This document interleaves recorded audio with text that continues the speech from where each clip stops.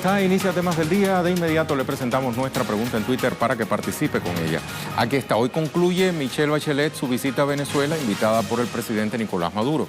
Además de reunirse con actores políticos, ha palpado in situ cómo vive un país bloqueado y sancionado por Estados Unidos. Le preguntamos cómo influirá este acontecimiento en el futuro de la nación. Opine.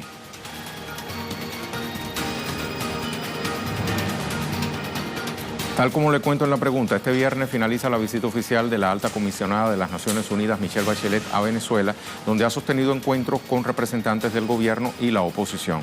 ¿Cuáles serán las conclusiones de Bachelet luego de estos 3 días de contactos con diferentes sectores políticos del país? Bueno, esto y más en nuestro primer tema del día. La ronda de conversaciones se realizó en la sede de la Cancillería y la Asamblea Nacional. Las autoridades bolivarianas le solicitaron a Bachelet interceder en la ONU para suspender el bloqueo de activos impuestos por Estados Unidos a Venezuela. La alta comisionada se reunirá con el presidente Nicolás Maduro antes de culminar su estancia en el país. Se espera que al finalizar la jornada en el Aeropuerto Internacional Simón Bolívar rinda un informe sobre los resultados de su visita. Desde Caracas, Luis Tavera nos tiene todos los pormenores. ¿Cómo estás, Luis? ¿Cómo se ha desarrollado esta tercera y última jornada de trabajo de la alta comisionada de la ONU para los Derechos Humanos en este país? Hola, Rey, te saludo a ti, a la audiencia que sintoniza en las pantallas de Telesur. Esta agenda comenzó desde tempranas horas cuando la funcionaria de las Naciones Unidas sostenía una reunión con parte de sectores de oposición. Además, tuvo la oportunidad también de compartir ideas con la directiva de la Asamblea Nacional Constituyente. Hay que resaltar que esta agenda de Michelle Bachelet constó de 3 días en los cuales mantuvo varios encuentros con el gabinete ministerial del presidente Nicolás Maduro. ¿Cuáles son los puntos? ¿En qué contexto se da esta visita? Bueno, desde hace ya 2 años el gobierno de Venezuela viene denunciando el impacto que ha tenido un bloqueo financiero y comercial en contra de la ciudadanía que ha impedido la compra de alimentos, medicinas y también ha tenido un auge estas acciones, como lo ha denunciado el propio gobierno de Venezuela, acciones violentas por parte de actores de oposición. Estos puntos fueron entregados por el gabinete ministerial del presidente Nicolás Maduro para que conociera en cifras y conociera en hechos cómo han avanzado estas consecuencias negativas que ha dejado este bloqueo en contra de los venezolanos. Hoy culmina esta primera visita oficial de la alta comisionada para los derechos humanos de la ONU, Michelle Bachelet, y se espera que desde el aeropuerto internacional Simón Bolívar ella ofrezca declaraciones en este balance, como se plantea en la pregunta del día. In situ, ella pudo palpar, pudo contrastar de primera mano la realidad que se vende a través de la mediática internacional con esta que se presenta acá en Venezuela. Muchos analistas a través de las redes sociales decían que esta visita se da en un contexto donde la capital de Venezuela recupera su tranquilidad, recupera su normalidad luego de sufrir estos constantes intentos de crear desestabilización en esta nación suramericana. Se esperará también que se reúna con el presidente Nicolás Maduro. Esto va a ser dentro de unas horas y nosotros, por supuesto, estaremos muy atentos en las pantallas de Telesur para seguirle actualizando cómo finaliza esta agenda de Michelle Bachelet. Muchísimas gracias, Luis, por todas estas informaciones. Vamos a avanzar. La víspera, el fiscal general Tarek William Saab le entregó a la alta comisionada un informe detallado de la actuación del Ministerio Público a partir de agosto de 2017 sobre la judicialización del Estado venezolano a las violaciones de derechos humanos. El funcionario explicó que a la fecha se han presentado 6.709 actos conclusivos en materia de investigación a violaciones de derechos humanos. Se han procesado 261 acusaciones. Ha habido 666 archivos fiscales y se ha procedido en la acusación de 596 funcionarios con 104 condenatorias. 335 funcionarios han sido privados de libertad. El propio fiscal general informó sobre las investigaciones que adelanta el Ministerio Público relacionadas con los denominados crímenes de odio. Se contabilizaron, dijo, 67 investigaciones en las cuales se han presentado 23 acusaciones, 5 archivos de fiscales y 37 causas en fase preparatoria.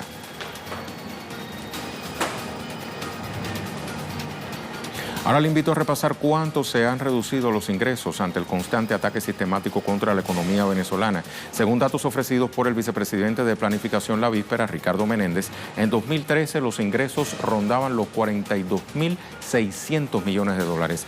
En 2018 se reportaron 4.000 millones de dólares, o sea, se redujeron 9 veces los ingresos durante ese periodo, lo que representa una pérdida del 944%. En euros, las pérdidas sufridas han sido por 116.000 millones.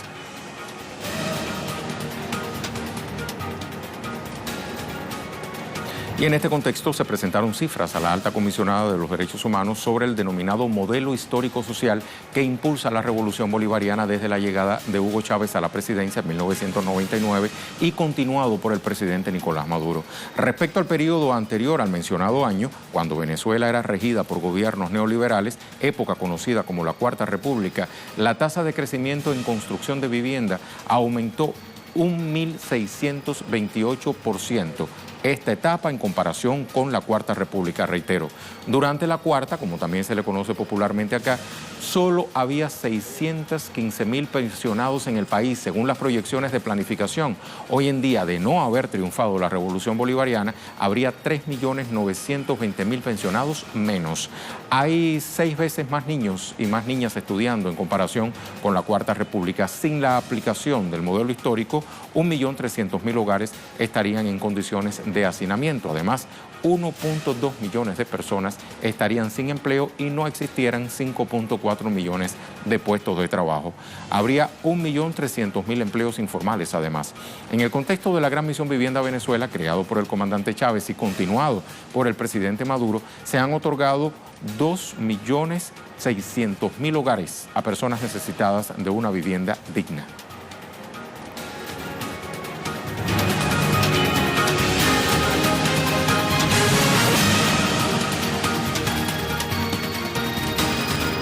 Le reiteramos entonces nuestra pregunta del día. Hoy concluye Michelle Bachelet su visita a Venezuela, invitada por Nicolás Maduro. Además de reunirse con actores políticos, ha palpado in situ cómo vive un país bloqueado y sancionado por Estados Unidos. ¿Cómo influirá este acontecimiento en el futuro de la nación? Opine. Hacemos una pausa y regresamos en breve.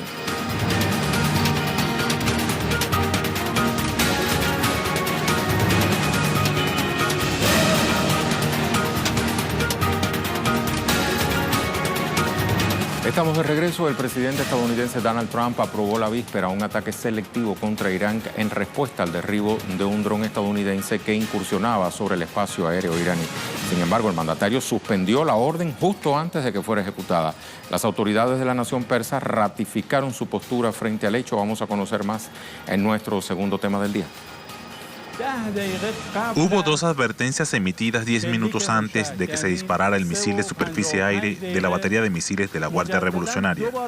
Este dron espía estaba equipado de tal manera que pudo recibir las advertencias que recibió de las estaciones terrestres a su propio control en tierra.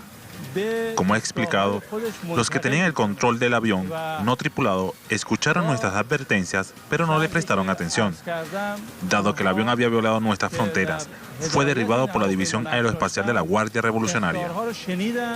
El canciller iraní Mohammad Javad Zarif aseguró que restos del aparato aéreo fueron hallados en las aguas territoriales en la zona costera cerca del poblado de Yazca, en el sur de esa nación. Según un comunicado de los guardianes de la revolución, el avión no tripulado había despegado desde una base estadounidense en la costa sur del Golfo Pérsico.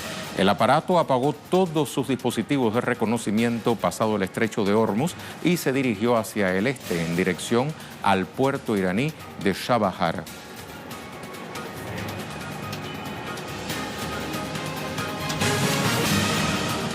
El presidente Trump señaló que el derribo de la nave no tripulada se trató de un error humano. Aseguró que no habría tal ataque tras evaluar que el incidente había sido la acción de algún general torpe y que no atacaría porque ningún estadounidense murió o resultó herido. Según medios locales, el jefe de la Casa Blanca pareció restarle importancia al suceso en sus declaraciones. No obstante, invitó a congresistas de ambos partidos a evaluar la situación.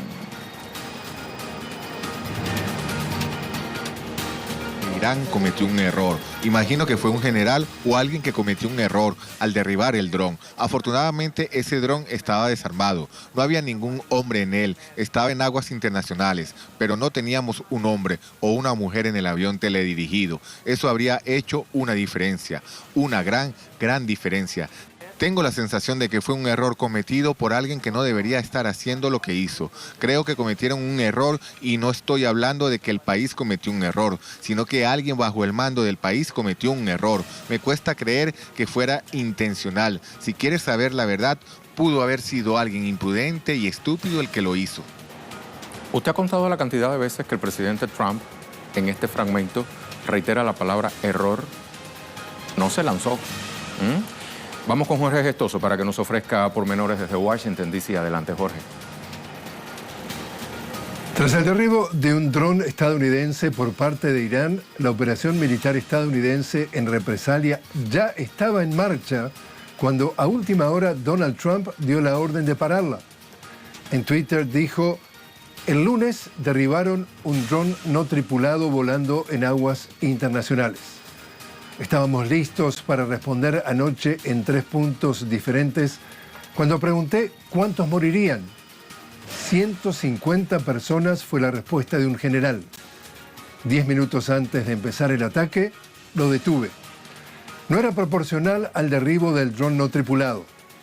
No tengo prisa, nuestras Fuerzas Armadas se han reconstruido, son nuevas y están listas, por lejos, las mejores del mundo. Las sanciones están haciendo su efecto y agregamos más anoche. Irán nunca podrá tener armas nucleares, no contra Estados Unidos y no contra el mundo. La líder demócrata Nancy Pelosi confesó no haber sido informada del inminente ataque anoche, pero se alegra de que Trump lo haya detenido. El congresista Steny Hoyer, del Partido Republicano, dijo que cualquier ofensiva militar debe tener previamente la aprobación del Congreso. Y en Twitter, la precandidata presidencial Elizabeth Warren dijo textualmente: Donald Trump prometió el regreso a casa de nuestras tropas. En vez de ello, inició esta guerra. Lo que sí logró entonces esta situación es lograr que el Congreso, al unísono, ambos partidos estén en contra de la guerra. Muchas gracias, Jorge. Vamos a ver qué se sabe sobre el derribo del dron estadounidense. Miembros del Cuerpo de la Guardia Revolucionaria Islámica de Irán informaron el miércoles sobre el derribo de esta aeronave no tripulada de Estados Unidos que habría violado su espacio aéreo a las 23:35 minutos. Presentaron imágenes de la trayectoria del vuelo del dron para confirmar su versión ante la negativa del gobierno de Estados Unidos sobre el hecho. Según el Pentágono, el dron era destinado a cumplir labores de inteligencia, vigilancia y reconocimiento perteneciente al programa estadounidense de Zona de Vigilancia Marítima Amplia. Teherán derribó la aeronave por surcar su espacio aéreo, específicamente en la provincia sureña de Hormuzgan, a orillas del estratégico estrecho de Hormuz. Altos funcionarios del gobierno iraní han asegurado que Irán no pretende emprender una guerra contra ninguna nación, pero está preparada para responder a cualquier ataque. Las autoridades reiteraron que dieron instrucciones para el cambio de curso del dron, pero este no siguió las órdenes. Irán también presentó ante la ONU una nota de protesta diplomática por las provocaciones de Estados Unidos al violar su espacio aéreo. Escuchemos qué opinan expertos sobre la decisión del presidente Trump de no proceder con el ataque a Irán en respuesta al derribo, de esta aeronave no tripulada. El analista Pablo Jofré explicó a Telesur lo siguiente. Que efectivamente Estados Unidos no está en capacidad de poder atacar Irán. Esto que parece algo surrealista cuando existe tanta admiración por el poderío militar de Estados Unidos, es una realidad cuando constatamos que Estados Unidos se ha cuidado permanentemente de ejecutar acciones directas que vayan contra Irán. Pablo Jofré se refirió en este contexto a la capacidad de respuesta de Irán frente a un virtual ataque de Estados Unidos. Una acción directa de Estados Unidos en forma militar que pudiese ejecutarse contra la República Islámica de Irán, contra la nación persa, y en este caso no ha sido la excepción. Aquí hay trascendidos del New York Times hay trascendidos respecto a que Donald Trump habría ordenado un ataque contra baterías de misiles, instalaciones de radares de la nación persa. Sin embargo, creo que Donald Trump sabe que está jugando con fuego cuando se trata de Irán. El sistema de defensa de misiles de Irán, la fuerza aérea iraní, la fuerza naval, las fuerzas terrestres, el poderío militar que tiene Irán y el ejercicio militar, la práctica, la puesta en práctica de sus fuerzas militares en guerras en Oriente Medio, con asesorías, con participación en algunas de ellas, da muestra que se trata de un ejército absolutamente respetable en el plano internacional. Y en este contexto oportuno es repasar la repercusión que tuvo este incidente en el mercado internacional. El jueves los precios del crudo se elevaron considerablemente luego de que Trump retrocediera en cuanto a sus amenazas contra Irán. De esta manera el precio de los futuros de WTI aumentó un 6.03% hasta alcanzar los $57 por barril, mientras que el valor del crudo Brent ascendió un 4.5%. Llegó a los $64.63 por barril, según informan medios locales.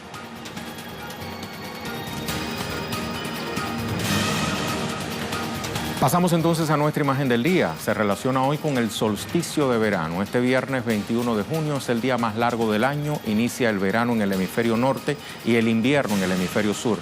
Este fenómeno se produce cuando la Tierra alcanza el punto de su órbita en el que el polo norte se encuentra más cerca del Sol. A partir de este viernes y por otros 10 días, el ángulo del Sol respecto al ecuador cambia tan poco que es prácticamente imposible percibir la transición. Más información en nuestro siguiente segmento.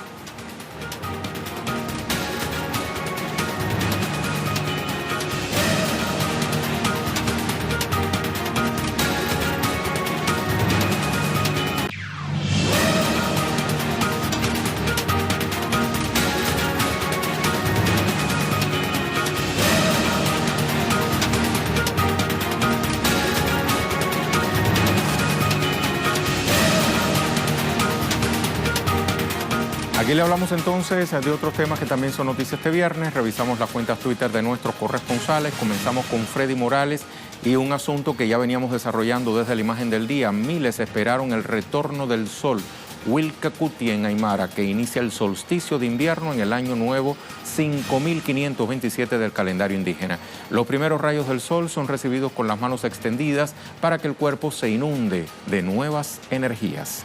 España.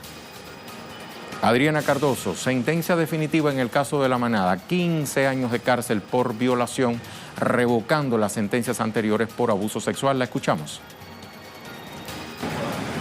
Saludos a toda nuestra audiencia desde Madrid. El Tribunal Supremo ha dictado sentencia sobre el caso de La Manada y ha dictaminado que este caso fue una violación en grupo, que no fue un caso de abuso sexual. De esta manera, el Tribunal Supremo ha revocado las otras sentencias que se habían aplicado a estos 5 jóvenes que violaron a una joven de 18 años en los Sanfermines del año 2016. Tanto la Audiencia Provincial de Navarra como el Tribunal Supremo de Navarra habían dictaminado que este caso era un caso de abuso sexual, no de agresión sexual, que no mediaba violencia y por tanto no era una violación, y habían condenado a estos 5 miembros de La Manada a poco más de 5 años de cárcel. Hoy el Tribunal Supremo ha dictaminado que no, que sí que es una violación, que sí que medió violencia en esta situación y les ha condenado a 15 años de cárcel. Ya han sido detenidos estos 5 miembros de La Manada, se espera que dentro de pocas horas entren en prisión y de esta manera el Tribunal Supremo ha cumplido con lo que pedía la defensa de la víctima y lo que pedía también la sociedad española, que cuando se habían conocido estas sentencias tanto de la Audiencia Provincial de Navarra como del Tribunal Supremo de Navarra,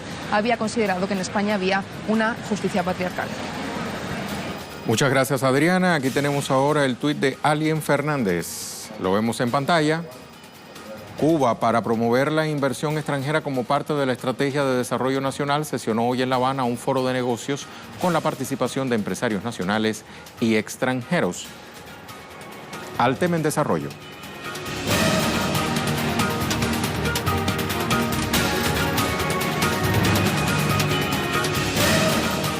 Nuestro tema en desarrollo se genera en Honduras, donde continúa la crisis sociopolítica en el contexto del paro de docentes y personal de salud. Cientos de personas siguen resistiendo en las calles a pesar de la violenta represión policial. Hasta el momento se reportan 3 muertos y decenas de heridos. El partido de oposición Libertad y Refundación Libre advirtió que responsabilizará a las Fuerzas Armadas de la agresión contra la integridad física de quienes protestan contra el gobierno de Juan Orlando Hernández. Nuestro enviado especial Eduardo Martínez nos actualiza. Saludos, Eduardo. ¿Cómo se ha comportado esta jornada de viernes? ¿Qué tal, Rey? Un gusto poder saludarte, un gusto saludar al auditorio de Telesur. Como ya lo mencionaba, nosotros nos encontramos en esta carretera que conecta a la capital Tegucigalpa con la ciudad más importante del sur del territorio hondureño, que es la ciudad de Choluteca. Aquí nosotros pudimos ser testigos de un desalojo que realizó la policía y también el ejército. Recordemos que el día de ayer el presidente Juan Orlando Hernández dijo que iba a desplegar al ejército para realizar este tipo de desalojos. Recordemos también que hay una importante protesta por parte del magisterio, pero además también se han unido distintos sectores sociales, entre ellos los médicos y las enfermeras. En este caso, aquí en la ciudad de Choluteca, las personas nos han venido conversando, nos han dado su testimonio acerca de lo que han sido estos días de resistencia ante lo que dicen es un gobierno ilegítimo y que dicen ya no están dispuestos a soportar. Nosotros también hemos podido recoger algunas otras apreciaciones de lo que han sido no solamente la lucha de este momento, sino lo que ha venido siendo la situación del país desde el golpe de Estado cuando entonces era presidente Juan Manuel Zelaya. Esta situación, dicen aquí, se ha vuelto insostenible y es por eso que ahora están en las calles protestando.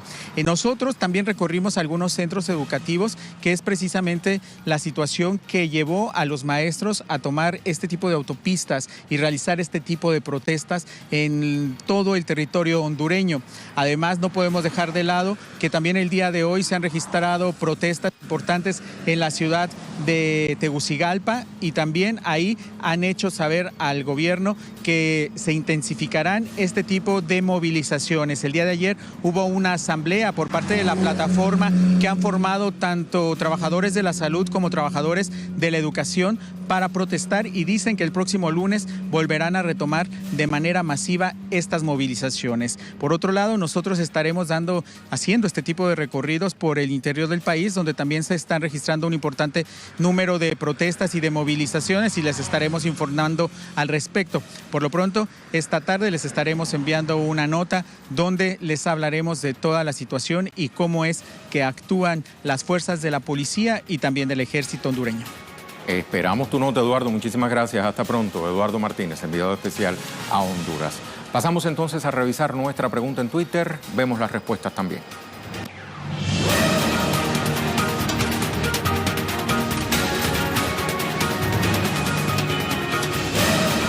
Repasamos la pregunta. Hoy concluye Michelle Bachelet su visita a Venezuela, invitada por el presidente Nicolás Maduro. Además de reunirse con actores políticos, ha palpado in situ cómo vive un país bloqueado y sancionado por Estados Unidos. ¿Cómo influirá este acontecimiento en el futuro de la nación? Opine, vamos a ver respuestas. La primera de Víctor Ojana: es una oportunidad para que una parte de la historia que muchos medios no hablan pueda ser dicha. Muchas gracias, Víctor. Otra más, la de Leonardo, dice: si la alta comisionada para los derechos humanos de la ONU, Michelle Bachelet, no recibe presiones de los gobiernos más poderosos del mundo, la voz de Venezuela será llevada a todas las escalas, siendo este el punto de partida para acabar con el bloqueo que se le impone a la nación. Gracias a Leonardo. Tercera, Eda Díaz: ojalá la Bachelet sea objetiva y justa en su evaluación de la situación en Venezuela.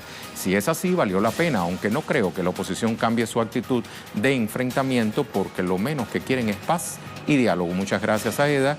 Y por último, esta de Miguel Bolaño: si Bachelet tergiversa la verdad de lo que pasa en Venezuela, no pasará nada. Pero si dice la verdad, quedará confirmado ante el mundo la verdadera situación del país caribeño, víctima del bloqueo económico yanqui. Muchas gracias también a Miguel. Finaliza entonces Temas del Día. Muchísimas gracias a usted por estar con nosotros.